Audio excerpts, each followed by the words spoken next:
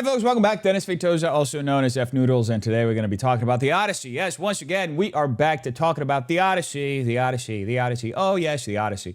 The movie that just will not go away. It feels like every single day there's another story, another controversy, another debate, another reaction, or another headline surrounding this film.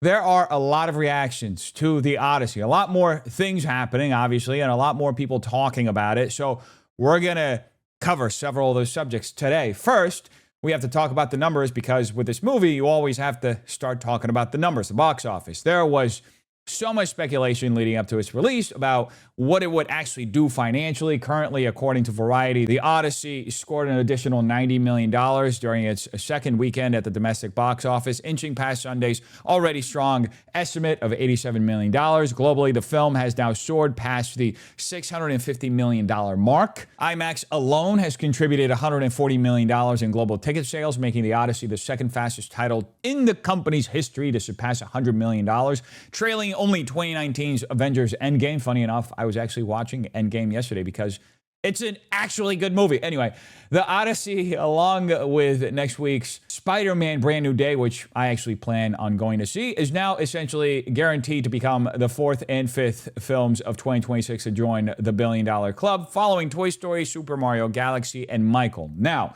that being said, one thing that's been getting a lot of attention online has nothing to do with the box office itself. Instead, it's the movie's 4DX screening. There are several videos circulating online showing people watching the Odyssey in 4DX. And what you're seeing next to me is one of the promotional videos that was released in anticipation of this 4DX release. For anyone who may not know, 4DX is a theater format where the seats tilt, shake, vibrate, and move in sync with what's happening on screen. On top of that, there are wind effects, water effects, fog effects. Basically, the theater tries to physically immerse you in the movie by blasting all kinds of environmental effects into the audience during the biggest scenes.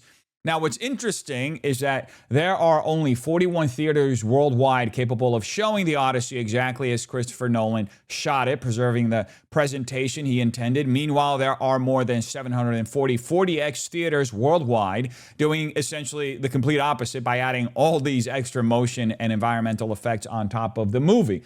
Unsurprisingly, that's generated a lot of criticism online. A lot of people aren't happy about it because they feel it's bastardizing a movie that Nolan spent years obsessing over and painstakingly crafting. Whether you agree with that criticism or not, it's definitely become part of the broader conversation surrounding this film. And that brings us to one particular video that's been making the rounds online showing people experiencing the Odyssey in 4DX.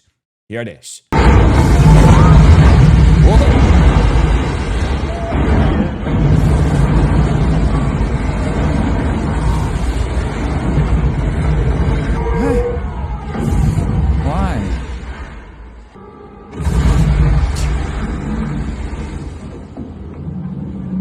People keep talking about how Hollywood needs to be saved. Well, here is your solution. This is the trick. Just turn every tentpole movie into a roller coaster. Seriously.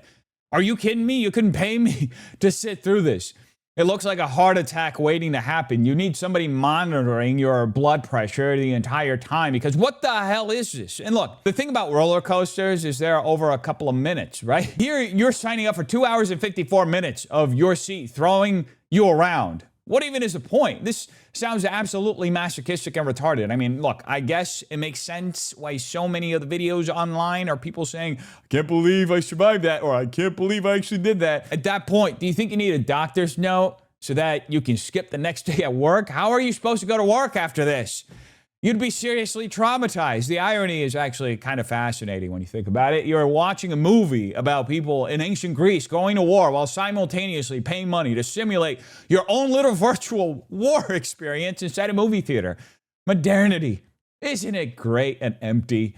Anyway, the criticisms of Nolan haven't stopped because Emily Wilson has now jumped back into the conversation. If you'll remember a few days ago, we looked at a clip of an interview with Emily Wilson, the well-known classicist and translator whose English translation of Homer's Odyssey served as the inspiration for Nolan's adaptation. She has now written the following about the film. She says, in The Guardian, Nolan's Odyssey lacks many of the elements that make the poem great. It has nothing convincing to say about time time, memory, history, war, or about the relationship between one warrior's glorious return and the lives of his family, adversaries, comrades, friends, and neighbors. It lacks psychological, emotional, political, and ethical depth. Its narrative structure is gimmicky. The writing is abysmal. None of the characters have convincing motivation for their actions or words. There are no sex scenes, and all the food looks horrible. Really? This is what she's complaining about? This is the same woman who, by the way, was previously criticizing the movie for not having enough action, and now she's complaining that there just aren't enough sex scenes for her taste. Hey, lady, maybe that's a you problem. Maybe people didn't want to watch gratuitous nudity or perhaps even sit through it in 4DX. Have you thought about that? What it feels like to have fluids shoved in your face as you watch huge 70mm genitals move right in front of you? Have you thought about that for a second?